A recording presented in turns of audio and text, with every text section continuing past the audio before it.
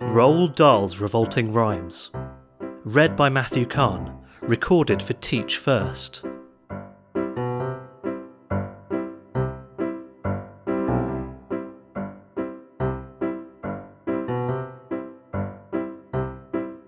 Cinderella. I guess you think you know this story. You don't. The real one's much more gory.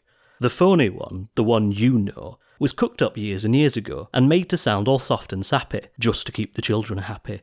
But mind you, they got the first bit right, the bit where, in the dead of night, the ugly sisters, Jules and Roahl, departed for the palace ball, while darling little Cinderella was locked up in a slimy cellar, where rats who wanted things to eat began to nibble at her feet. She bellowed, "Help!" and "Let me out!" The magic fairy heard her shout. Appearing in a blaze of light, she said, "My dear, are you alright?" "All right," cried Cindy. "Can't you see? I feel as rotten as can be." She beat her fist against the wall and shouted, "Get me to the ball! There is a disco at the palace, the rest have gone and I am jealous. I want a dress, I want a coach, and earrings, and a diamond brooch, and silver slippers, 2 of those, and lovely nylon pantyhose. Done up like that, I'll guarantee the handsome prince would fall for me." The fairy said, "Hang on a tick." She gave her wand a mighty flick, and quickly, in no time at all, Cindy was at the palace ball. It made the ugly sisters wince to see her dancing with the prince. She held him very tight and pressed herself against his manly chest. The prince himself was turned to pulp. All he could do was gasp and gulp. Then midnight struck. She shouted, "Heck, I've got to run to save my neck." The prince cried, "No, alas, alack." He grabbed her dress to hold her back. As Cindy shouted, "Let me go," the dress was ripped from head to toe. She ran out in her underwear and lost one slipper on the stair. The prince was on it like a dart. He pressed it to his pounding heart. "The girl this slipper fits," he cried, "tomorrow morn shall be my bride. I'll visit every house in town until I've tracked the maiden down." Then, rather carelessly I fear, he placed it on a crate of beer. At once, one of the ugly sisters, the one whose face was blotched with blisters, sneaked up and grabbed the dainty shoe and quickly flushed it down the loo. Then, in its place, she calmly put the slipper from her own left foot. Aha, you see, the plot grows thicker and Cindy's luck starts looking sicker.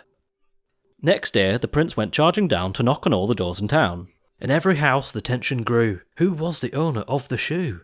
The shoe was long and very wide. A normal foot got lost inside. Also, it smelt a wee bit icky. The owner's feet were hot and sticky. Thousands of eager people came to try it on, but all in vain. Now came the ugly sisters' go. One tried it on. The prince screamed, "No!" But she screamed, "Yes, it fits, whoopee. So now you've got to marry me." The prince went white from ear to ear. He muttered, "Let me out of here." "Oh no you don't. You made a vow. There's no way you can back out now." "Off with her head!" the prince roared back. They chopped it off with one big whack. This pleased the prince. He smiled and said, "She's prettier without her head."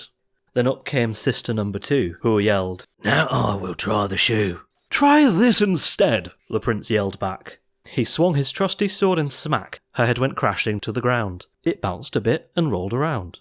In the kitchen, peeling spuds, Cinderella heard the thuds of bouncing heads upon the floor and poked her own head around the door.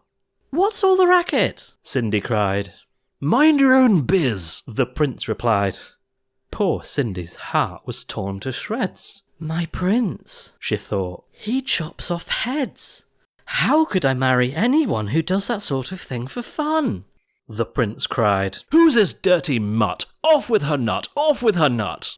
Just then, all in a blaze of light, the magic fairy hove in sight. Her magic wand went swoosh and swish. "Cindy," she cried, "come, make a wish. Wish anything, and have no doubt that I will make it come about."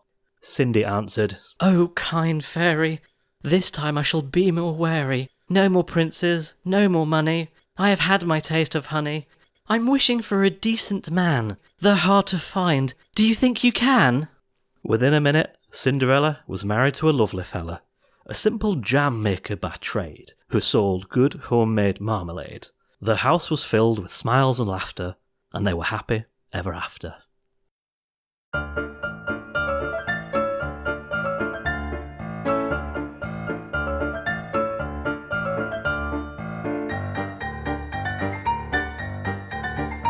Jack and the Beanstalk.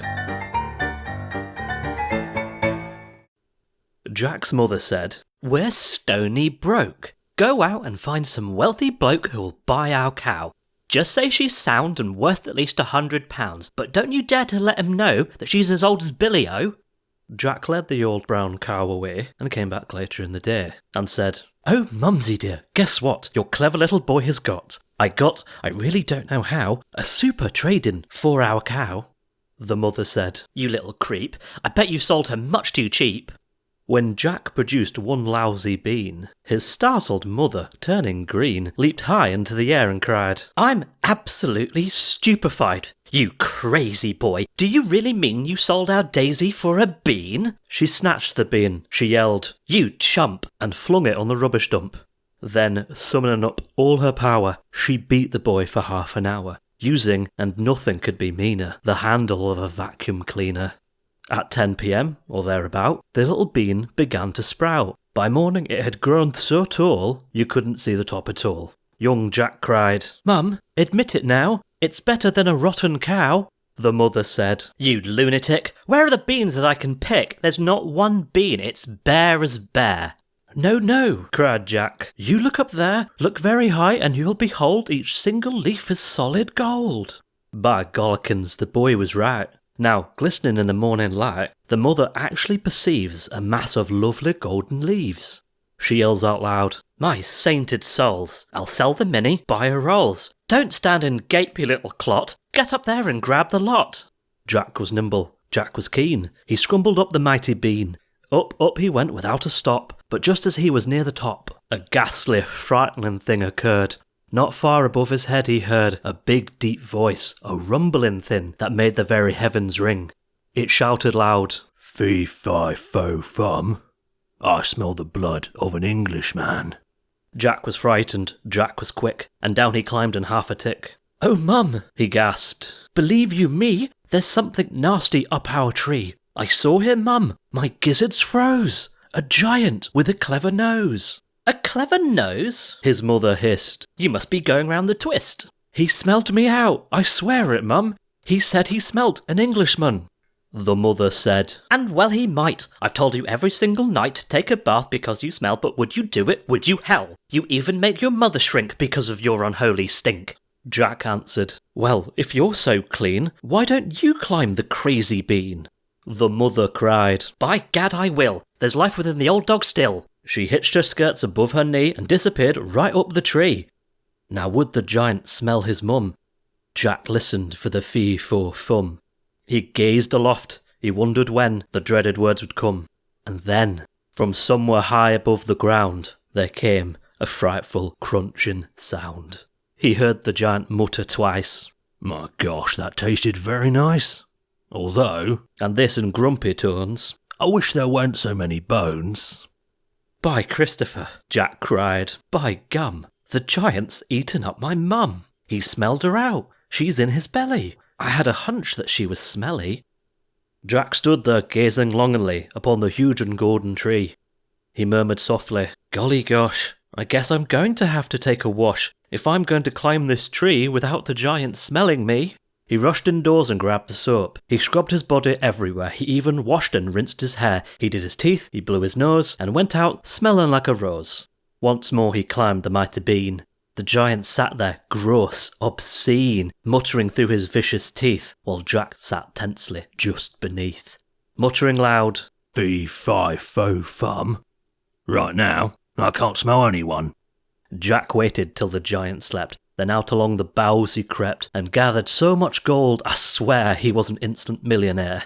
"A bath," he said, "does seem to pay. I'm going to have one every day."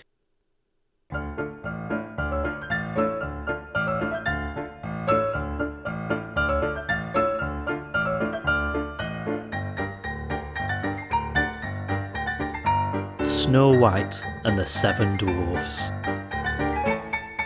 When little Snow White's mother died, the king her father up and cried, "Oh, what a nuisance! What a life! Now I must find another wife." It's never easy for a king to find himself that sort of thing. He wrote to every magazine and said, "I'm looking for a queen."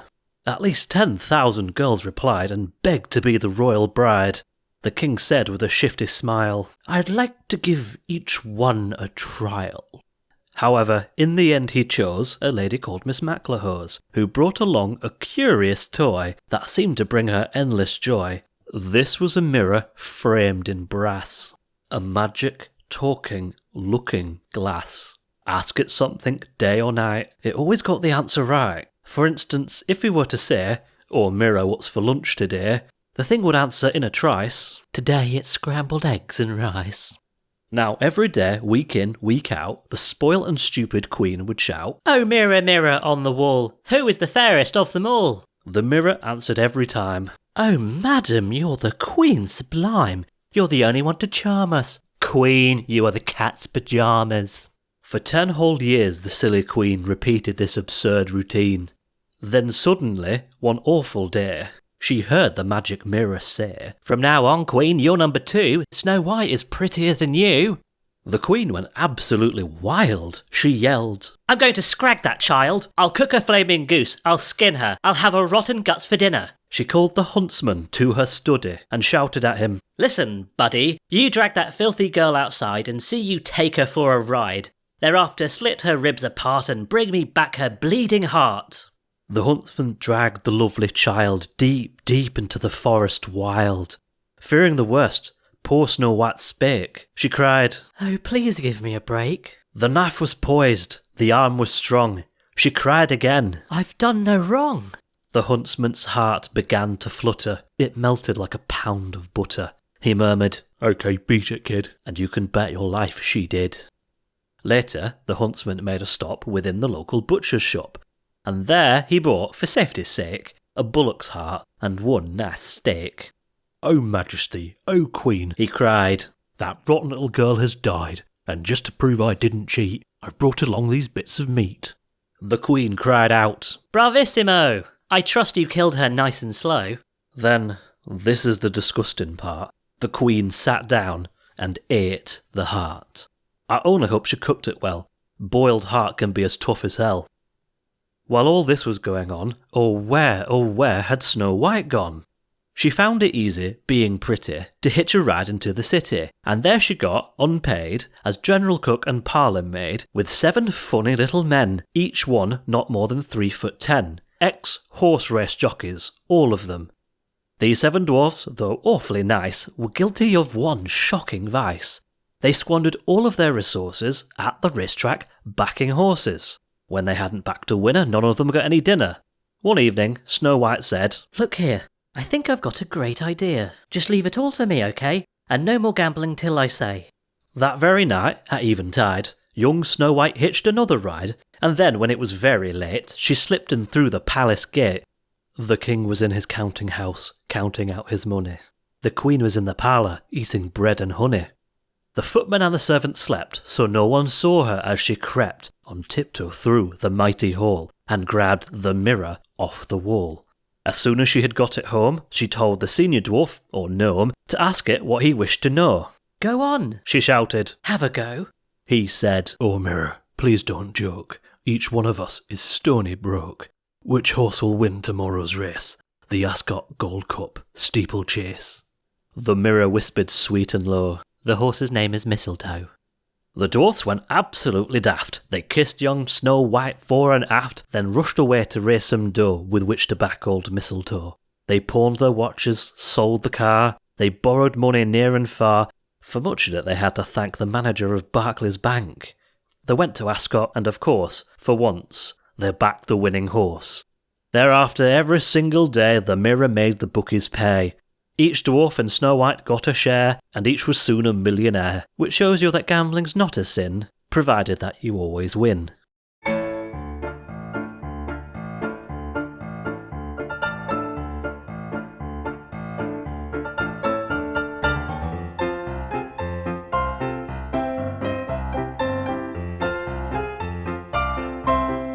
Goldilocks and the 3 Bears.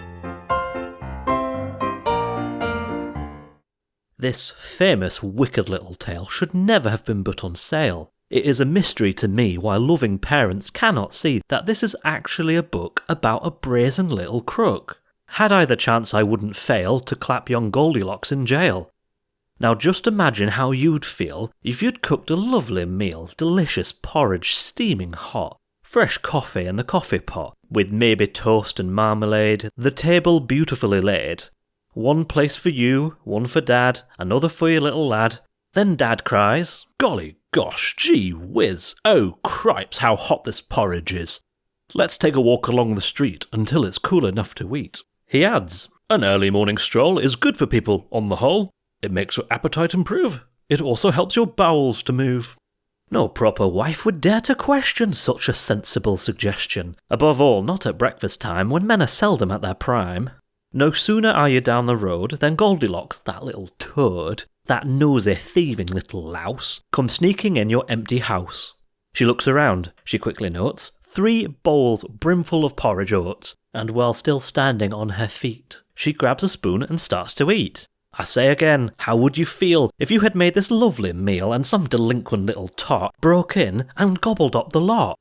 But wait, that's not the worst of it. Now comes the most depressing bit. You are, of course, a house-proud wife, and all your happy married life you've collected lovely things like gilded cherubs wearing wings and furniture by Chippendale, brought at some famous auction sale. But your most special valued treasure, the piece that gives you endless pleasure, is one small children's dining chair, Elizabethan, very rare. It is in fact your pride and joy passed down to you on Grandma's side. But Goldilocks, like many freaks, does not appreciate antiques. She doesn't care, she doesn't mind, and now she plonks her fat behind upon this dainty, precious chair, and crunch, it bursts beyond repair. A nice girl would at once exclaim, "Oh dear, oh heavens, what a shame!" Not Goldilocks. She begins to swear. She bellows, "What a lousy chair!" and used one disgusting word that luckily you've never heard. I dare not write it, even hint it. Nobody would ever print it. You'd think by now this little skunk would have had the sense to do a bunk. But no, I very much regret she hadn't nearly finished yet. Deciding she would like a rest, she says, "Let's see which bed is best." Upstairs she goes and tries all 3. Here comes the next catastrophe. Most educated people choose to rid themselves of socks and shoes before they clamber into bed, but Goldie didn't give a shred. Her filthy shoes were thick with grime and mud and mush and slush and slime. Worse still, upon the heel of one, was something that a dog had done. I say once more, what would you think if all this horrid dirt and stink was smeared upon your eiderdown by this revolting little clown? The famous story has no clues to show the girl removed her shoes. Oh, what a tale of crime on crime. Let's check it for a second time. Crime 1, the prosecution's case. She breaks and enters someone's place. Crime 2, the prosecution notes, she steals a bowl of porridge oats. Crime 3, she breaks a precious chair belonging to the baby bear. Crime 4, she smears each spotless sheet with filthy messes from her feet. A judge would say without a blink, 10 years hard labour in the clink. But in the book, as you will see, the little beast gets off scot-free, while tiny children near and far shout, "Goody, goody, hooray, hurrah! Poor darling Goldilocks," they say. "Thank goodness that she got away." Myself, I think I'd rather send young Goldie to a sticky end. "Oh, Daddy," cried the baby bear, "my porridge is gone. It isn't fair." "Then go upstairs," the big bear said. "Your porridge is upon the bed, but as it's inside Mademoiselle, you'll have to eat her up as well."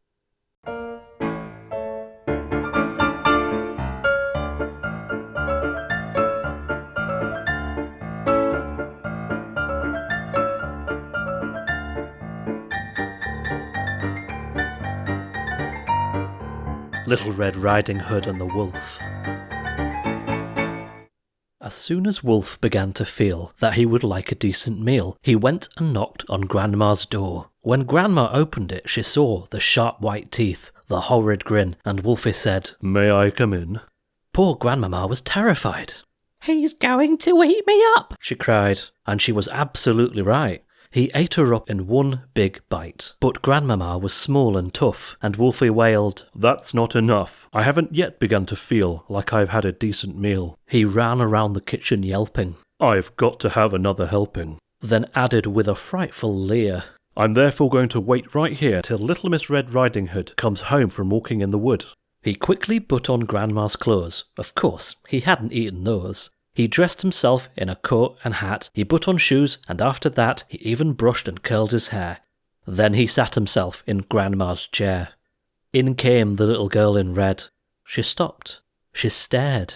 And then she said, "What great big ears you have, Grandma." "All the better to hear you with," the wolf replied. "What great big eyes you have, Grandma," said Little Red Riding Hood. "All the better to see you with," the wolf replied. He sat there watching her and smiled. He thought, "I'm going to eat this child. Compared with her old grandmama, she's going to taste like caviar."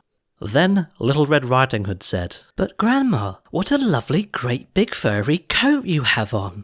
"That's wrong," cried Wolf. "Have you forgot to tell me what big teeth I've got? Oh well, no matter what you say, I'm going to eat you anyway." The small girl smiles. One eyelid flickers. She whips a pistol from her knickers. She aims it at the creature's head, and bang, bang, bang, she shoots him dead. A few weeks later, in the wood, I came across Miss Riding Hood. But what a change! No cloak of red, no silly hood upon her head. She said, "Hello, and please do note my lovely furry wolfskin coat."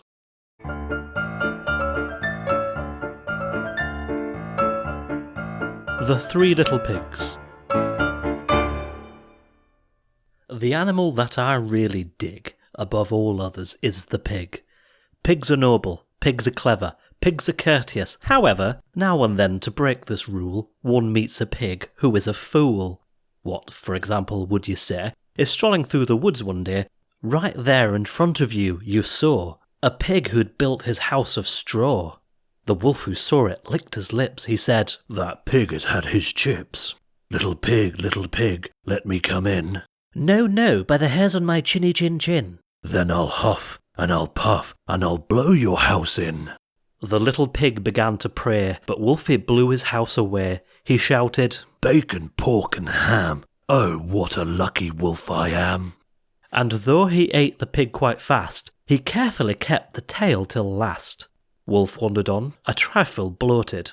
Surprise, surprise, for soon he noted another little house for pigs, and this one had been built of twigs. Little pig, let me come in." "No, no, by the hairs on my chinny chin chin." "Then I'll huff, and I'll puff, and I'll blow your house in." The wolf said, "Okay, here we go." He then began to blow and blow. The little pig began to squeal. He cried, "Oh, wolf, you've had one meal. Why can't we talk and make a deal?" The wolf replied, "Not on your Nelly." And soon the pig was in his belly. "Two juicy little pigs," the wolf cried. "But still I'm not quite satisfied. I know how full my tummy's bulging, but oh, how I adore indulging." So, creeping quietly as a mouse, the wolf approached another house. A house which also had inside a little piggy trying to hide. But this one, piggy number 3, was bright and brainy as could be. No straw for him, no twigs or sticks. This pig had built his house of bricks. "You'll not get me," the piggy cried. "I'll blow you down," the wolf replied. "You'll need," pig said, "a lot of puff, and I don't think you've got enough." The wolf huffed and puffed and blew. The house stayed up as good as new. "If I can't blow it down," wolf said, "I'll have to blow it up instead. I'll come back in the dead of night and blow it up with dynamite." Pig cried, "You brute, I might have known." Then, picking up the telephone, he dialed as quickly as he could the number of Red Riding Hood. "Hello," she said. "Who's speaking? Who? Oh, hello, Piggy, how do you do?" Pig cried, "I need your help, Miss Hood. Oh, help me, please. Do you think you could?" "I'll try, of course," Miss Hood replied. "What's on your mind?" "A wolf," Pig cried. "I know you've dealt with wolves before, and now I've got one at my door." "My darling Pig," she said, "my sweet, that's something really up my street. I've just begun to wash my hair, but when it's dry, I'll be right there." A short while later, through the wood, came striding brave Miss Riding Hood. The wolf stood there, his eyes ablaze and yellowish like mayonnaise. His teeth were sharp, his gums were raw, and spit was dripping from his jaw. Once more the maiden's eyelid flickers. She draws the pistol from her knickers. Once more she hits the vital spot and kills him with a single shot. Pig peeping through the window stood and yelled, "Well done, Miss Riding Hood!" "Ah, Piglet, you must never trust young ladies from the upper crust. For now, Miss Riding Hood, one notes, not only has 2 wolfskin coats, but when she goes from place to place, she has a pigskin travelling case." The end.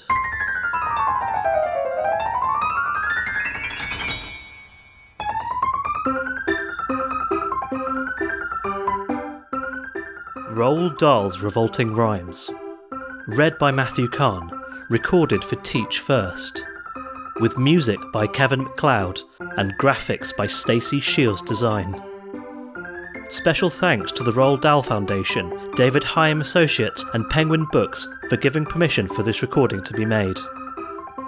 Due to intellectual property rights, please do not download or make copies of this recording.